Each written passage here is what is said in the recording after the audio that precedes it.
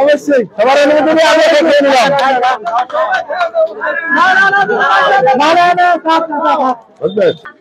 আমার প্রতিদ্বন্দ্বী যারা আছেন সবাই সম্মানিত মানুষ, সবার প্রতি আমার শ্রদ্ধা রইল। আমরা চাই যে একে অপরের বিরুদ্ধে বিভেদ তৈরি না করে একটা সুন্দর একটা নির্বাচন করা, যে নির্বাচনে যে জনগণের পাশে ছিল, যার জনপ্রিয়তা আছে, জনগণ যাকে ভালোবাসে তাকে ভোট দিয়েই জনগণ নির্বাচিত করুক, এই পরিবেশ আমরা সবাই মিলে তৈরি করি। আসলে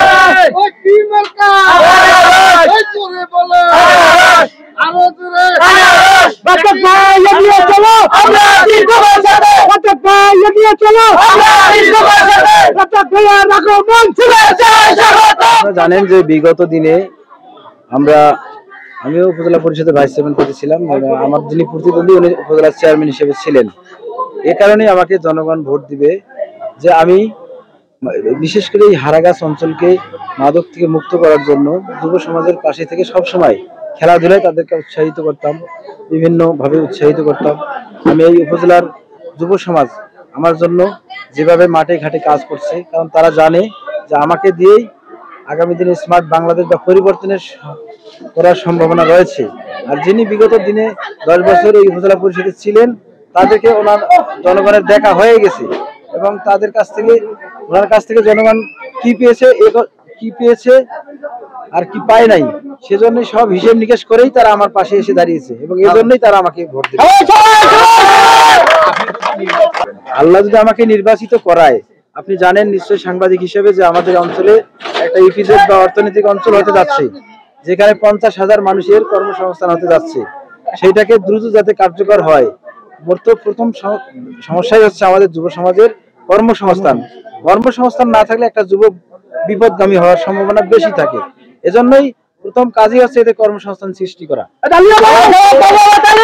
যুব সমাজকে ব্যবহার করে নয়, তাকে সম্পদে পরিণত করে তাকে কাজে লাগানো, এটাই আমার আগামী দিনের পরিকল্পনা।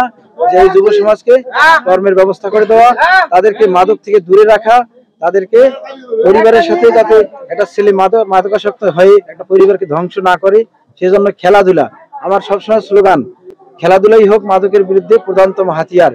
এজন্য এই উপজেলার যত মাঠ আছে, আমি যদি নির্বাচিত হতে পারি, খেলাধুলা কিভাবে হয়, কত প্রকার কি এবং মাঠগুলো কিভাবে জাঁকজমক থাকে, আমাদের সেই হারানো দিনগুলো কিভাবে ফিরে আসে, আমি সেটা দেখিয়ে দিতে চাই।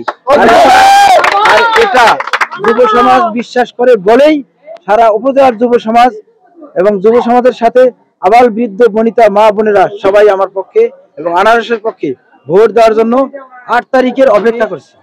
এই 6টি ইউনিয়ন এবং একটি পৌরসভার মা বোন শুধু নয়, সকলের কাছে আমি অনুরোধ করব যে বিগত দিনে আমরা যা দেখেছি এবং আগামী দিনে যদি এভাবে চলতে থাকে, তাহলে আমরা কাউনিয়া উপজেলা অনেকটা পিছিয়ে পড়ব।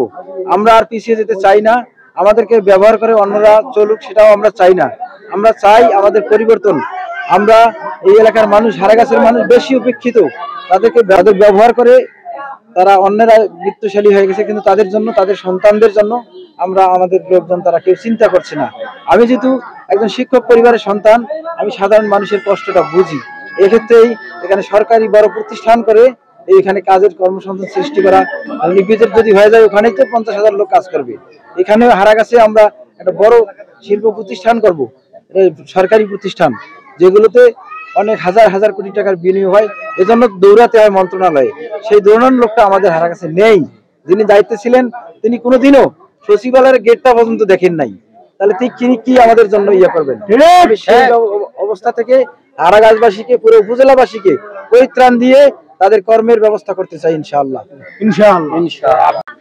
আমার প্রতিদ্বন্দ্বী যারা আছেন সবাই সম্মানিত মানুষ, সবার প্রতি আমার শ্রদ্ধা রইল। আমরা চাই যে একে অপরের বিরুদ্ধে বিভেদ তৈরি না করে একটা সুন্দর একটা নির্বাচন করা, যে নির্বাচনে যে জনগণের পাশে ছিল, যার জনপ্রিয়তা আছে, জনগণ যাকে ভালোবাসে তাকে ভোট দিয়েই জনগণ নির্বাচিত করুক, এই পরিবেশ আমরা সবাই মিলে তৈরি করি।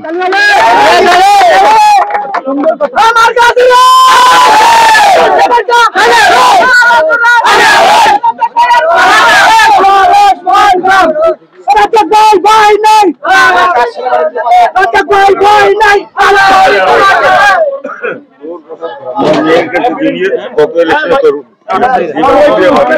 ভাই